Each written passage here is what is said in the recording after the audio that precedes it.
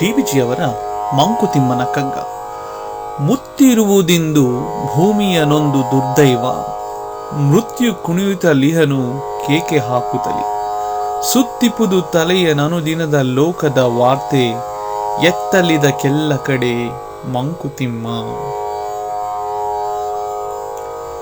ಮುತ್ತಿರುವುದಿಂದು ಭೂಮಿಯ ನೊಂದು ದುರ್ದೈವ, ಮೃತ್ಯು ಕುಣಿಯುತ್ತಲಿಹನು ಕೇಕೆ ಹಾಕುತ್ತಲಿ. ಸುತ್ತಿಪುದು ತಲೆಯ ನನುದಿನದ ಲೋಕದ ವಾರ್ತೆ, ಎತ್ತಲಿದ ಕೆಲ್ಲ ಕಡೆ ಮಂಕುತಿಮ್ಮ.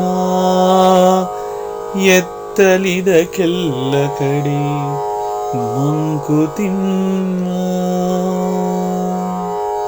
ಇದರ ಭಾವಾರ್ಥ, ಇವತ್ತಿನ ದಿನ ಈ ಭೂಮಿಯನ್ನು ಒಂದು ದುರ್ದೈವ ಮುತ್ತಿಕೊಂಡಿದೆ. ಈ ಮಾತು ಮಾನ್ಯ ಡಿವಿಜಿಯವರು ಬರೆದಾಗ ಯಾವ ಪರಿಸ್ಥಿತಿ ಇತ್ತೋ ಆ ತರಹದ ಪರಿಸ್ಥಿತಿ ಯಾವಾಗಲೂ ಇದ್ದಿದ್ದೆ. ಮೊದಲನೆಯ ಸಲ ಮಂಕುತಿಮ್ಮನ ಕಗ್ಗವನ್ನು ಅವರು ಬರೆದಿದ್ದು 1943ರಲ್ಲಿ.